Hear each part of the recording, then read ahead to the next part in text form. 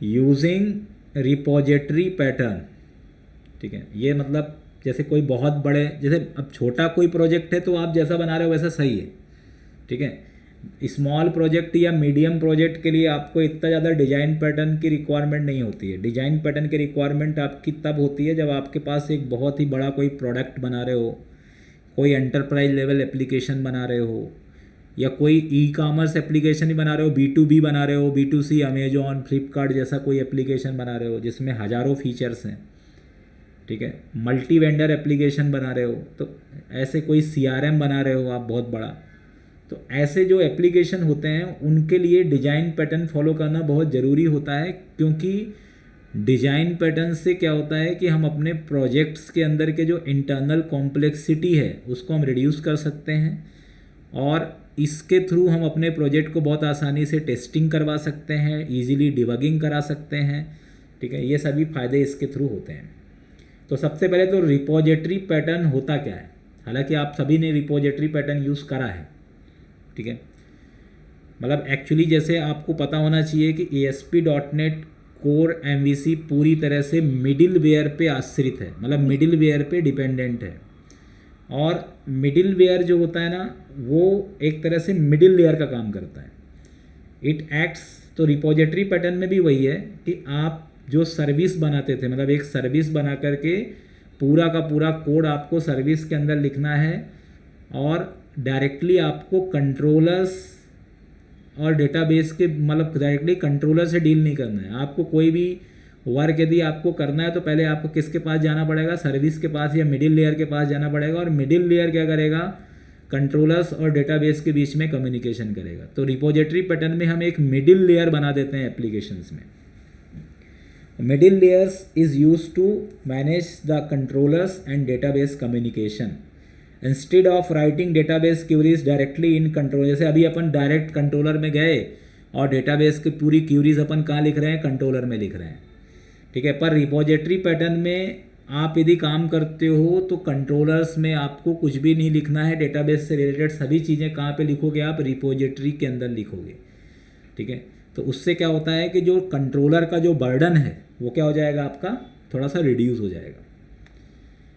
Repository pattern से फ़ायदा क्या होगा, सबसे पहला फ़ायदा तो यही होगा, क्लीन कोड स्ट्रक्चर। कंट्रोलर्स में आपको नॉर्मल कोड मिलेगा, सिर्फ सेट ऑफ मेथड्स कॉलिंग रहेगी। बाकी अभी जैसे आप कंट्रोलर्स से यदि समझने भी जाओगे तो आपको देखोगे कंट्रोलर में बहुत सारा कोड आपको मिल जाएगा। अभी तो अपन नॉर्मल क्रेड ऑपरेशन कर रहे हैं, बाद में आप 4 टेबल से डेटा लेकर के आओगे, उसमें कुछ कंडीशन लगाओगे, उसमें आप कुछ अलग अलग तरीके के कुछ ऑपरेशंस कराओगे, तो कंट्रोलर्स में बहुत हैवी कोड हो जाएगा। तो कंट्रोलर्स को देख करके आपको समझ में नहीं आएगा कि जनरली इसके अंदर क्या काम हो रहा है।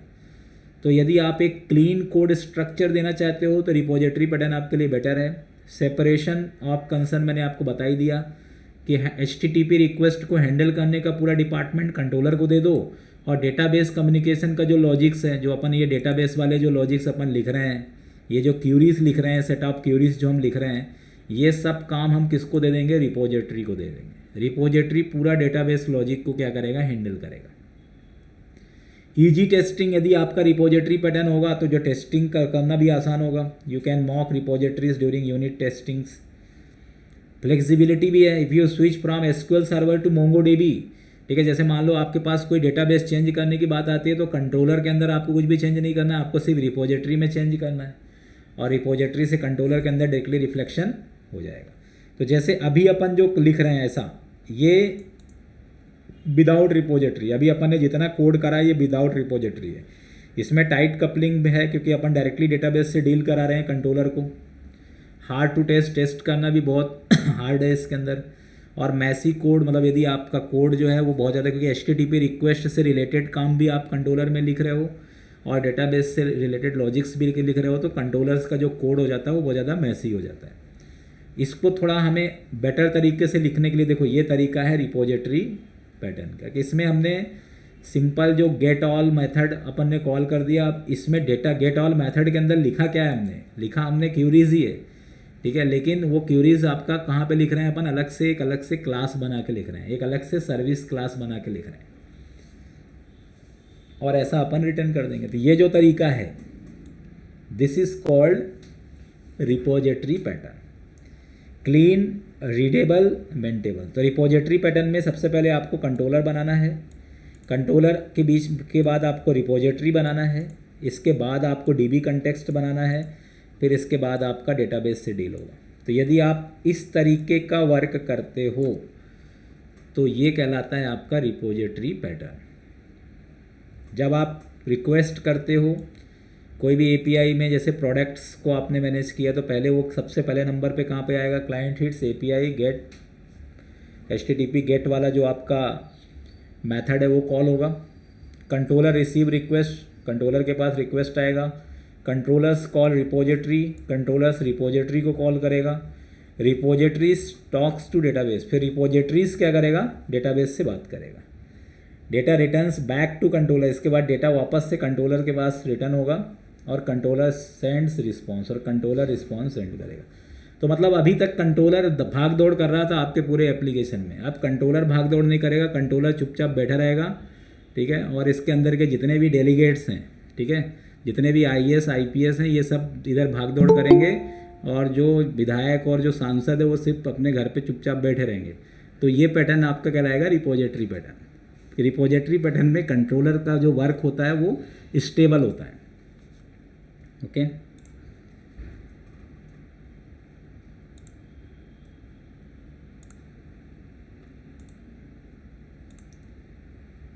अब अलग अलग तरीके के रिपोजिटरीज होते हैं, जैसे generic repositories, reusable for all entities, सभी के लिए रीयूजेबल रहता है, इसके लिए एक इंटरफेस होता है आई रिपोजिटरी, ठीक है। तो मतलब ये आपको जितने भी क्लास बनाओगे सबके लिए आप इसको कॉमन यूज़ कर सकते हो। इसके बाद आप स्पेसिफिक रिपोजिटरी भी बना सकते हो for specific entity like product, ठीक है। जैसे आप हर एंटिटी के लिए, जैसे आपके प्रोजेक्ट में, जैसे अभी मैं ई-कॉमर्स की बात कर रहा हूँ, तो जैसे आपके ई-कॉमर्स प्रोजेक्ट में मान लो 4 अलग अलग या 3 अलग अलग क्या है आपके पास क्लास आप बना रहे हो, 3 अलग अलग एंटिटी बोलते हैं इसको।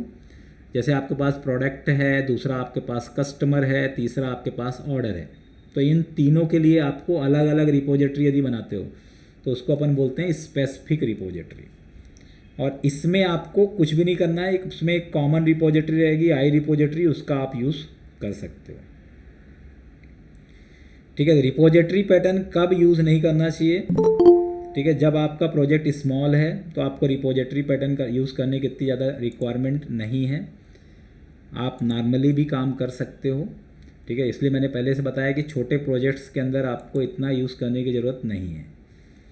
You are already using entity framework core, it already acts like a repository. Entity framework core के अंदर जो हम काम कर रहे हैं इसमें भी रिपोजिटरी पैटर्न ऑलरेडी है, ठीक है। बाकी आप चाहो तो यूज़ कर सकते हो, over using it can create unnecessary complexity.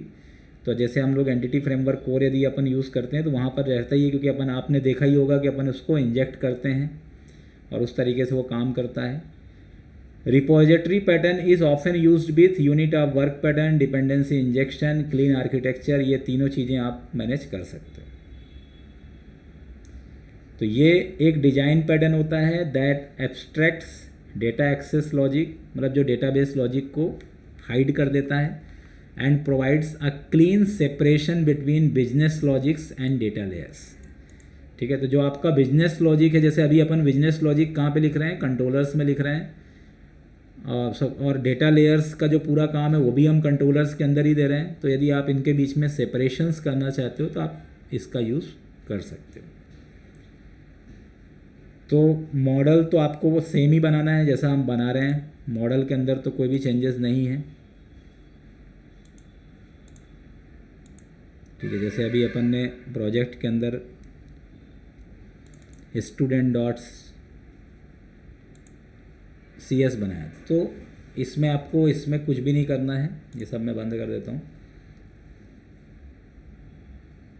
It will be as it is.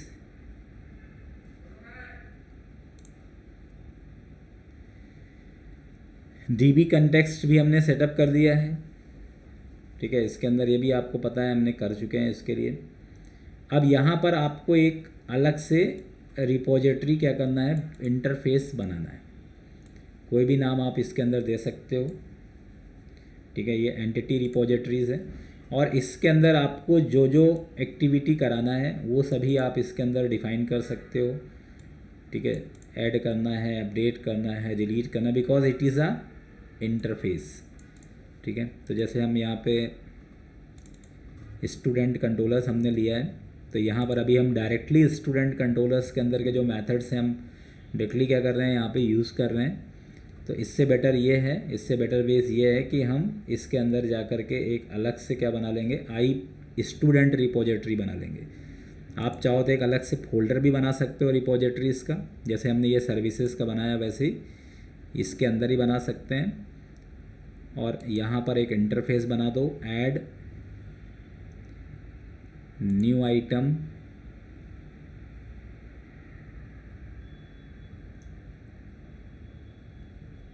ये इंटरफेस ले लिया अपन ने। इसका नाम आप कुछ भी दे सकते हो, आई स्टूडेंट सर्विस दे दो इसका नाम, and this one.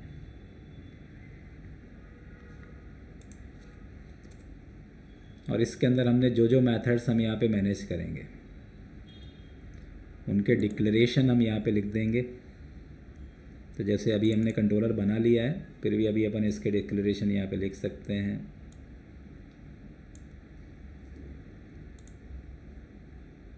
This is for gate,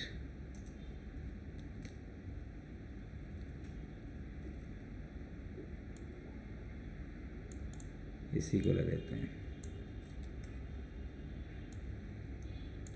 मतलब यदि आपको क्रूड ऑपरेशन करना है तो इसमें आपको गेट भी लगाना पड़ेगा, get find by, get by sync ID, इसका नाम, मतलब ये सब कस्टम नेम है, ये नेम आप कुछ भी दे सकते हैं। अपने पास प्रोडक्ट भी है क्या, दिखा तो रहा है ये।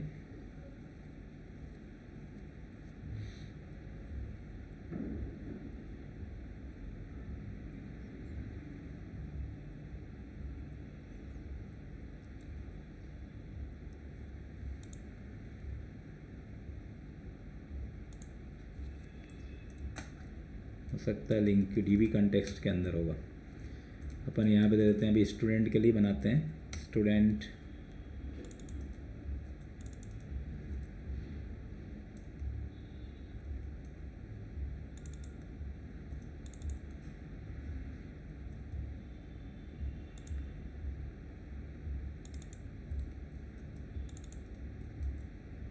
This one.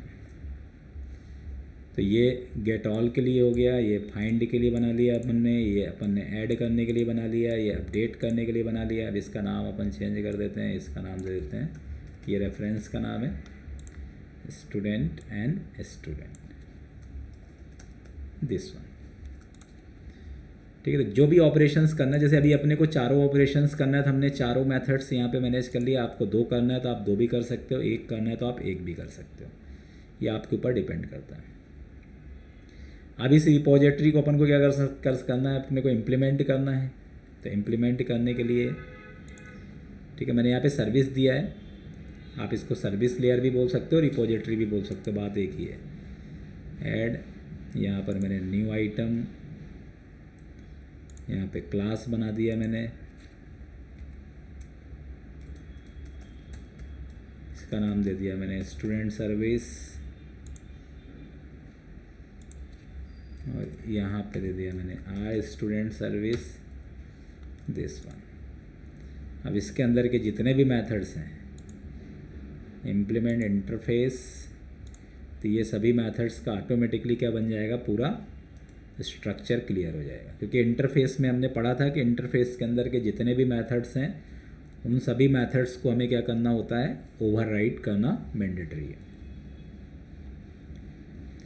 अब जो डेटाबेस कॉन्टेक्स्ट वाला जो कोड हमने लिखा है, ठीक है, डेटाबेस को इंजेक्ट करने वाला काम जो अभी हमने कंट्रोलर्स में दिया है, क्योंकि हमें कंट्रोलर्स के वर्डन को क्या करना है, इनडायरेक्टली कम करना है। तो ये जो काम हमने कंट्रोलर्स में करा है, इसको यहाँ से हटा करके हम कहाँ पे यूज़ करेंगे, यहाँ पे यूज़ कर लेंगे कस्टम डीबी कॉन्टेक्स्ट।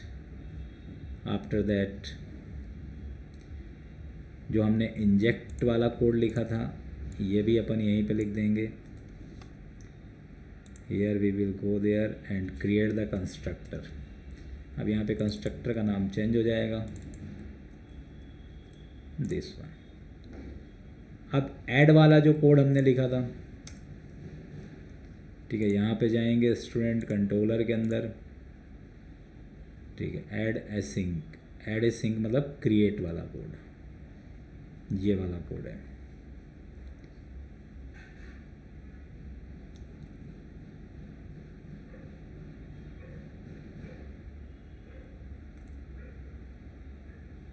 तो यहाँ पे जा कर के ये पूरा कोड हमने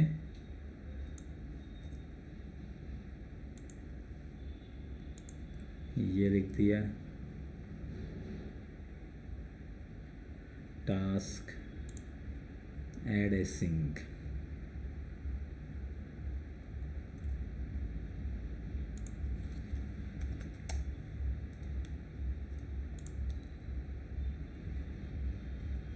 ये हो गया।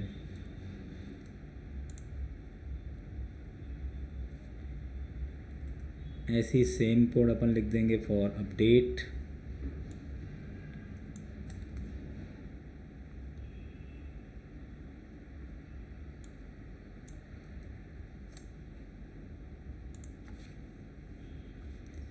हियर सिंक,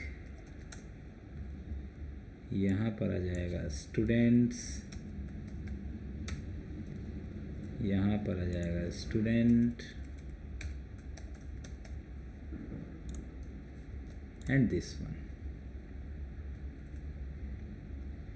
से डिलीट का लगा देंगे,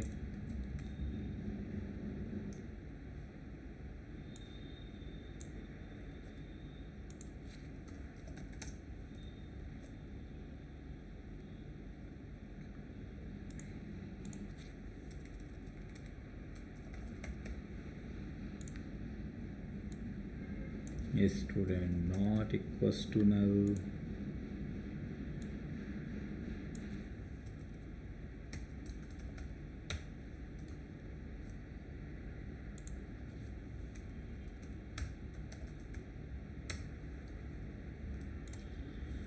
and this one।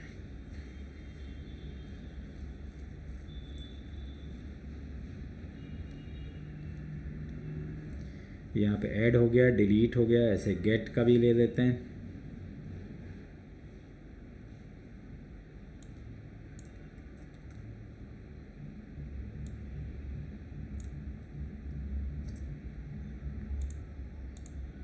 Here we can use a sync in place of product. I will simply use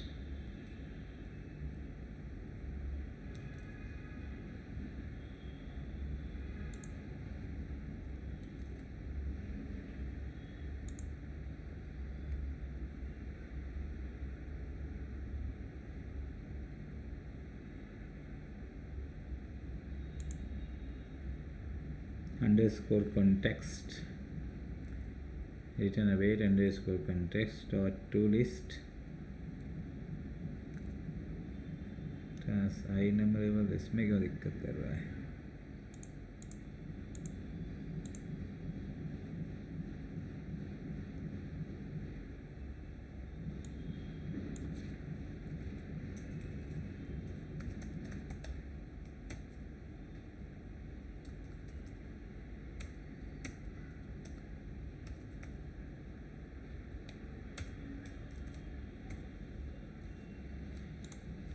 underscore context dot students dot to list async।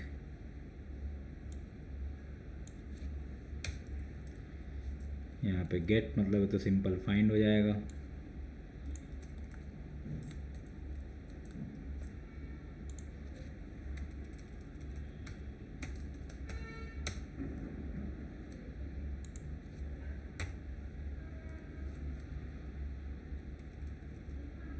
Sorry, ये तो सही है, इसमें बस अपने क्या लगाना है, असिंक लगाना है इसमें।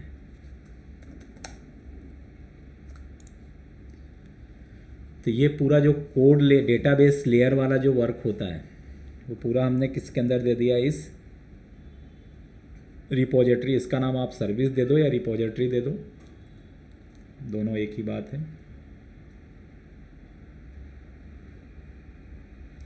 और इसको अपने को सर्विसेज को अपने को रजिस्टर करना पड़ेगा। कहाँ पे रजिस्टर करना पड़ेगा? We will register under program.cs, ठीक है। एज अ मिडिल वेयर आपको इसको मैनेज करना पड़ेगा, क्योंकि आपको पता होना चाहिए कि सबसे पहले इनिशियली ये पर्टिकुलर program.cs ही क्या होता है, लोड होता है।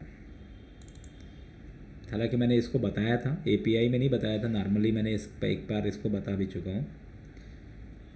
तो यहाँ पर builder.services.add-controllers जैसा हमने लिखा है, इसी के जस्ट ऊपर आप लिख सकते हो यहाँ पे builder.services.add, ठीक है। यहाँ पे ऐड करके स्कोप्ड, इसमें 3 होते हैं, स्कोप, परसिस्टेंट और singleton.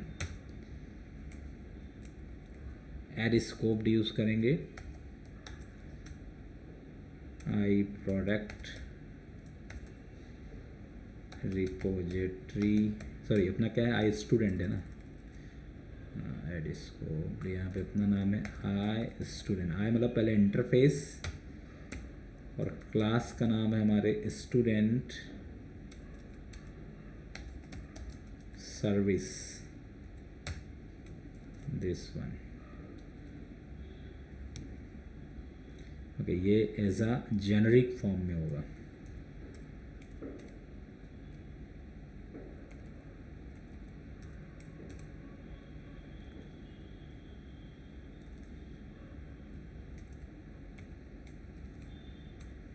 This one.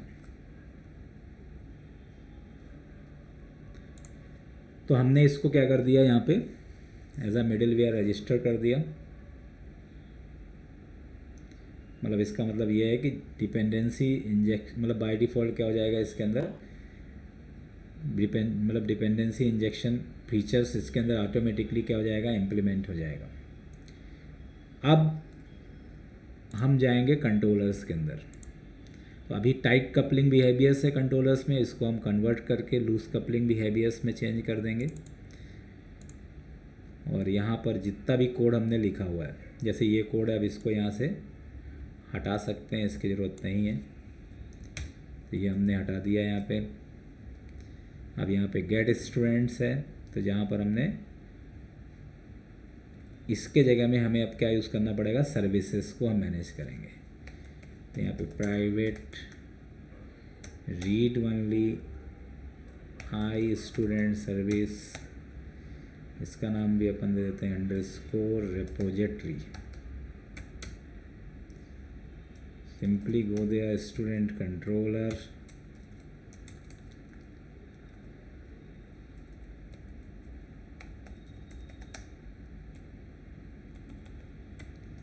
I student service repository, और इसको अपन असाइन कर देंगे एंड दिस वन।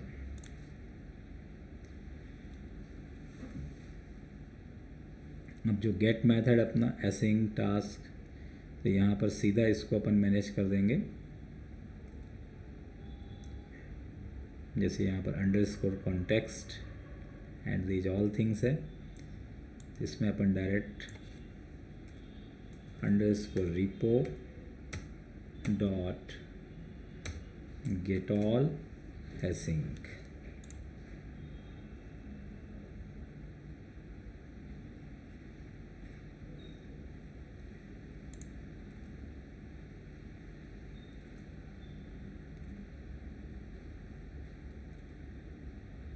से डायरेक्ट नहीं ले रहा है।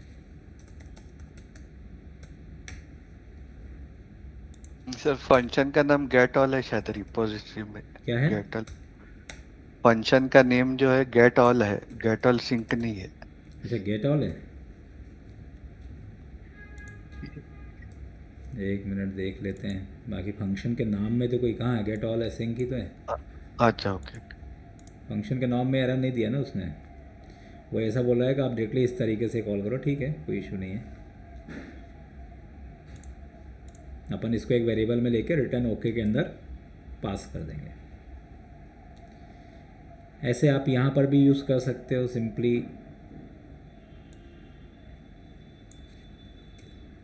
Underscore repo dot get by id async and we just pass here id। तो ये इसके अंदर पूरा वर्क करेगा।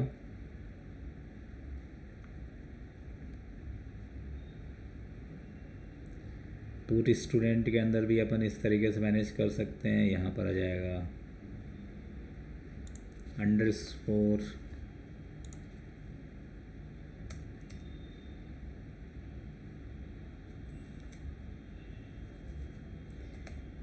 repo डॉट पुट अपडेट नाम से, शायद update async student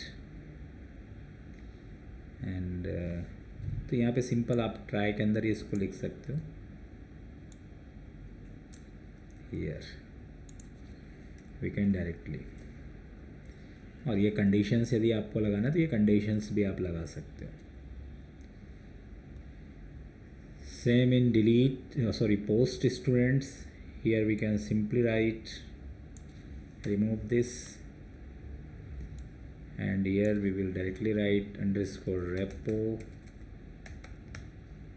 dot add async, and we just pass the reference. The reference is student।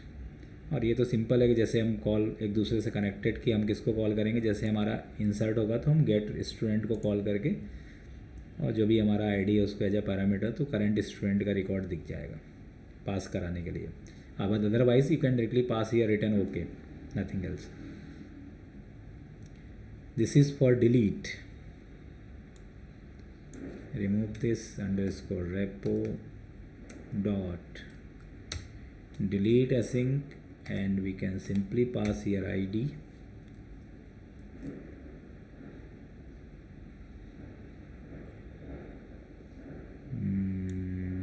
direct, no need to this।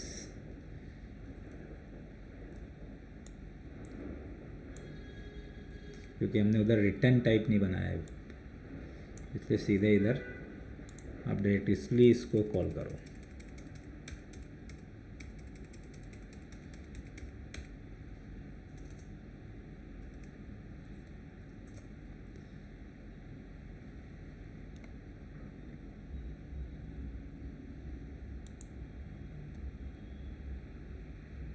इसको हटा दे, इसकी ज़रूरत नहीं है।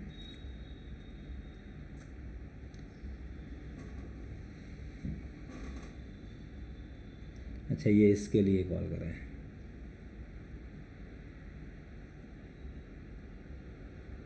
ना इसकी कोई ऐसे कोई ज़रूरत नहीं है।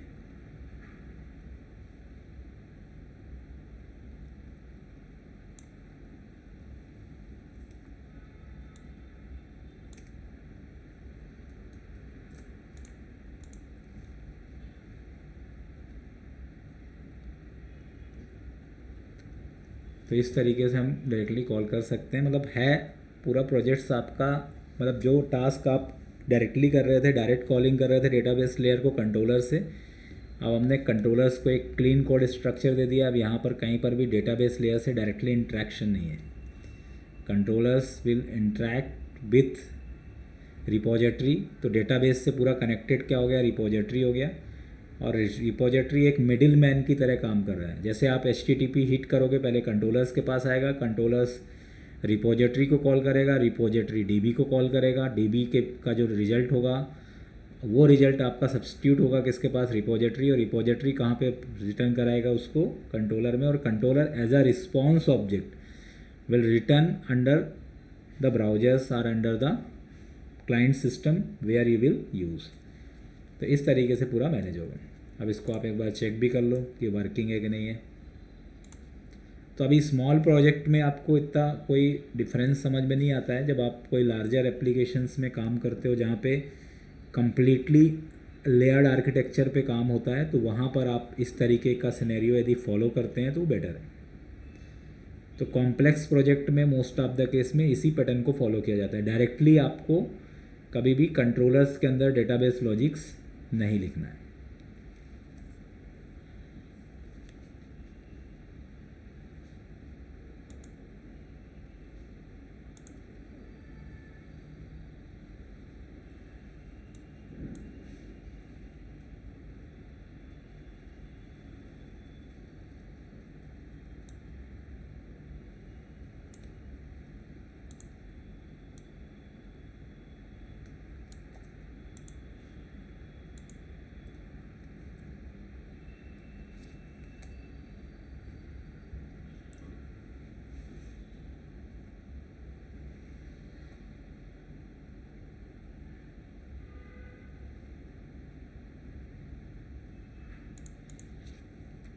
Swagger.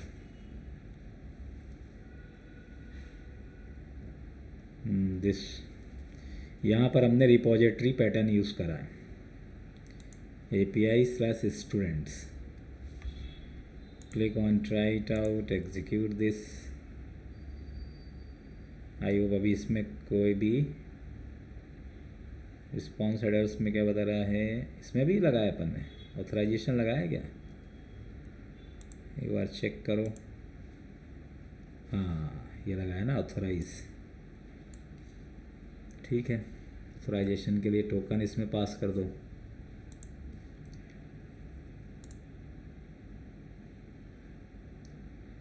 User name admin,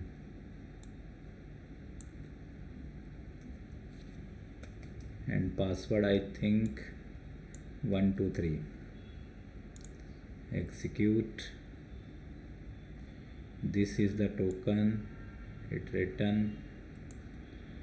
copy this token and put under the authorize,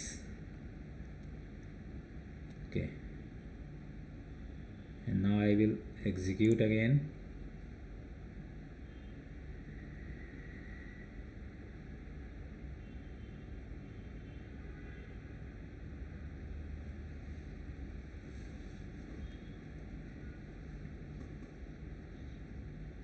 this is the record,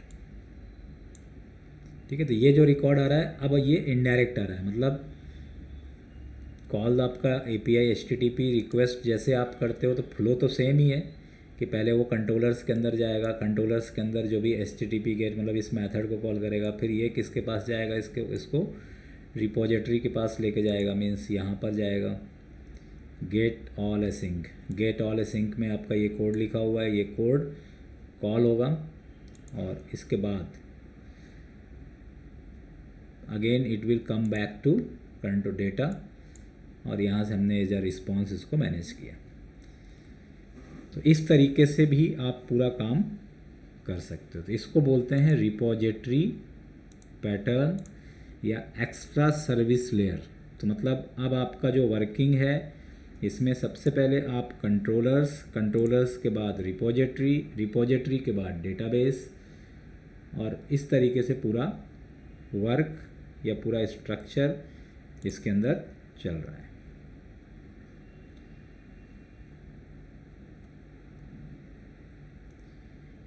ठीक है, तो ये जैसे मैंने प्रोडक्ट्स का पूरा बना के इसमें बताया हुआ है। आप कोई सा भी पूरा प्रोजेक्ट्स भी चाहो तो आप इसी मॉडल से आप बना सकते हो और पूरा इम्प्लीमेंटेशन कर सकते हो। ठीक है, किसी का कोई डाउट है इसमें तो पूछ सकते हैं।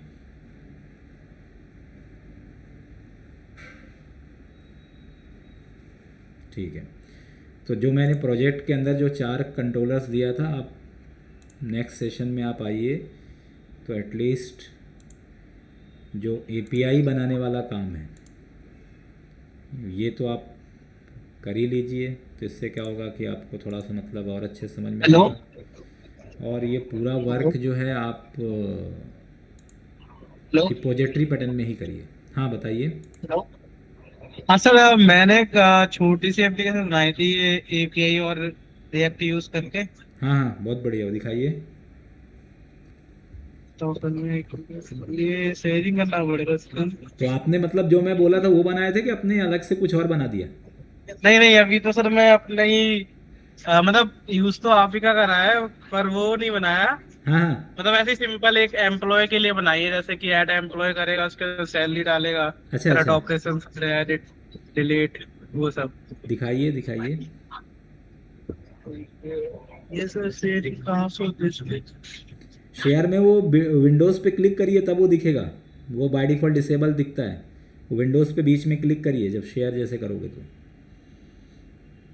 और ऑल स्क्रीन कर देना, नहीं तो इधर .NET वाला दिखेगा, रिएक्ट वाला नहीं दिखेगा। कैसे मेरे स्क्रीन? हम्म। आ रही सर? हाँ हाँ, दिख रहा है।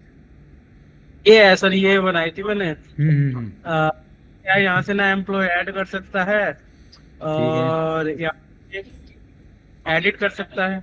ये रिएक्ट का इंटरफेस है, रिएक्ट में बनाया ना ये तो।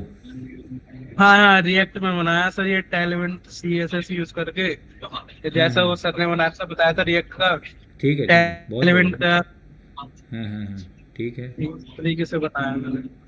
बाकी एडिट। इसमें हम सर एडिटिंग कर सकते हैं। हाँ, सारे ऑप्शन मैंने देख लिए, करेक्ट के ऑप्शन हो रहे हैं लॉगिन हो रहा है, बेसिकली। लॉगिन ये एपीआई डॉट नेट का एपीआई यूज़ करा है आपने, एपीआई वेब एपीआई का। हाँ, ये वेब एपीआई सर, एपीआई इसकी है गई, एपीआई हम्म, इसकी ये चलती है। ठीक है ठीक है ठीक है। और बाकी मैंने एंड पॉइंट पे हिट करके भी देखा, तो एंड पॉइंट पे हिट भी हो रहे हैं एपीआई के अंदर। अरे एंड पॉइंट में हिट होंगे तभी तो आपने इसमें यूज़ किया होगा ना। अब मैंने हाँ जो हाँ हाँ, अभी वही जो मेरा मैंने वो कंफ्यूज। मैंने जो प्रोजेक्ट दिया है वो बनाओ पहले। ठीक है, उसका पहले एडमिन से शुरुआत करो। मैंने जो प्रोजेक्ट दिया है उसमें मैंने 4 अलग अलग ऑब्जेक्ट्स दिए हैं, उनको अच्छे से मैनेज करो। उसका पहले एडमिन में पहले डेटा पूरा मैनेज करो। दो मतलब रिएक्ट में 2 अलग अलग डैशबोर्ड बनेगा, एक एडमिन का और एक कस्टमर का। ठीक है। ठीक है सर, अभी तो सर थोड़ा टाइम मतलब जॉब से है ना, तो बीच बीच में मैं करता रहता हूँ सर। अभी सर जो रिएक्ट की क्लासेस है वो सारी कवर कर रहा था मैं सर की। हाँ हाँ अच्छा अच्छा अच्छा अच्छा। तो डिजाइनिंग मुझे नहीं चाहिए ज़्यादा, मतलब मैं जो बोल रहा हूँ ना, फंक्शनैलिटी चाहिए मेरे को, फंक्शनैलिटी। ठीक है। मेन तो सर मेन वो भी था कि रिएक्ट से एपीआई के जो ये वॉइस कैसे कॉल करेंगे हाँ हाँ रिएक्ट से। हाँ हाँ। तो मैंने थोड़ा चैट की हेल्प ली थी, तो उससे मतलब उसने कर दिया सर। मेरी हेल्प बाकी नहीं ली थी, मतलब मैंने जो बताया वो नहीं देखा आपने। नहीं नहीं, वो भी देखा सर मैंने, वो भी देखा, वो भी देखा। चैट जैसे सर जीपीटी कहीं का कोई यूज़ चीज करो, बता तो लेकिन एपीआई पहले खुद एडिटिंग से से करो, पहले खुद से बना। देखो अभी मैं चैट जीपीटी यूज़ करके बनाऊंगा ना, तो मैं 1 घंटे क्लास के अंदर पूरा प्रोजेक्ट बना दूंगा। तो फिर नहीं नहीं, वो मैं भी तो है चैट सर, जीपीटी मैंने ऐसा नहीं है कि फिर मैं सब भी कुछ चैट चैट एडिटिंग जीपीटी से ही यूज़ करके कराया है। फिर पढ़ाने लग जाऊंगा फिर। नहीं नहीं, ऐसा नहीं है कि सर मैंने सब कुछ चैट एडिटिंग से करा है। हाँ जहाँ हाँ पे ठीक है। फंसा हूँ ना, अब ये प्रोजेक्ट बना जैसे दो। जो ठीक है, के बिना बारे में। मतलब चैट जीपीटी बाद में यूज़ करना, पहले अभी बिना चैट जीपीटी से थोड़ा डिबग क्वेश्चन पूछ सकते हो, बाकी बनाना खुद से। नहीं तो अभी मैं ये पूरा प्रॉम्प्ट दूंगा किसको, वो उसको कर्सर को, तो कर्सर पूरा बना के दे देगा। ऐसा तो सर प्रॉम्प्ट नहीं है, जैसे कि मैं तब थोड़ा कोड लिख लेता हूँ थोड़ा सा करेक्ट करने के लिए क्योंकि कुछ फिर थोड़े उसको से। डिबग करना दिक्कत है ना। आप बना तो लोगे पर उसमें डिबगिंग बहुत प्रॉब्लम है। अभी अभी क्या हो रहा था, एक कंपनी है कोई, अभी पेपर में ही भी आया था कि उस कंपनी ने पहले एम्प्लॉइयों को सबको टर्मिनेट कर दिया और 2 लोगों को रखा। उसके बाद उसके पास 100 प्रोडक्ट हैं इंडिया के अंदर, लेकिन वो जो एआई से जो कोड उन्होंने लिखाया उसको डिबग ही नहीं कर पा रहे। वापस से उन्हें 50 एम्प्लॉय को फिर से रिहायर करा, जिनको उन्होंने टर्मिनेट करा था डबल सैलरी दे के। ठीक है। मतलब चैरिटी भी तो मोस्टली केस मतलब हार जाता है वो, मतलब कहीं कहीं फंस जाता है। अगर आपको कोड समझ में ना आए तो वो फंसा देता है पूरा। ये उसको मैंने डिबग नहीं देखा कर है। सकते ना, डिबगिंग बहुत दिक्कत हाँ, है। उसको डिबग नहीं कर सकते, ये भी है। ठीक है सर अभी बताऊंगा मैं, ठीक है, जो इतना आप बनाया है। अच्छी बात है, बहुत अच्छी बात है आपने बनाया। बाकी और अच्छे से बनाइए। ठीक है। और एक बाकी सर लोग भी, मेरा वो सवाल था, हेलो। बाकी लोग भी बनाइए इनसे इंस्पायर होके। जैसे इन्होंने बनाया वैसे आप भी बनाओ, कम से कम बनाया तो इन्होंने अच्छे से। ठीक है, हाँ बोलिए क्या बोल रहे हैं सचिन कुमार। सर ब्लेजर भी यूज होता है ना, ब्लेजर .NET के अंदर। ब्लेजर भी यूज़ होता है, लेकिन अब ब्लेजर से ज़्यादा जो यूज़ हो रहा है ना, ब्लेजर से ज़्यादा अब जब डॉट नेट का जो नया वर्जन आया है 9.0, तो सीधे बोल रहा है माइक्रोसॉफ्ट की अब आप या कि रिएक्ट या एंगुलर का ही प्रेफरेंसेस ज़्यादा है एज़ कम्पेयर टू ब्लेजर, क्योंकि वो फिर सर्वर साइड हो जाता है ना उसका प्रोसेसिंग। तो सर्वर सर साइड दो होता है, सर्वर साइड क्लाइंट साइड दोनों साइड होता है वैसे। फिर भी भाई मतलब सर एक क्वेश्चन तो मेरा मतलब, अगर ब्लेजर में अगर जाना जाए चाहे तो कोई इसमें स्कोप है क्या वो इन यार फ्यूचर? उसके लिए अलग से सेशन में पूछ लेना मेरे से, अभी तो टेक्निकल चीज़ें पूछो। ठीक है, उसके लिए मैं वीडियो ठीक बना है सर, दूंगा एक। ठीक है, यूट्यूब में देखना। ठीक। ठीक है सर, ठीक है ठीक है ठीक, चलो ठीक, ओके। Excuse me sir. हाँ बताइए।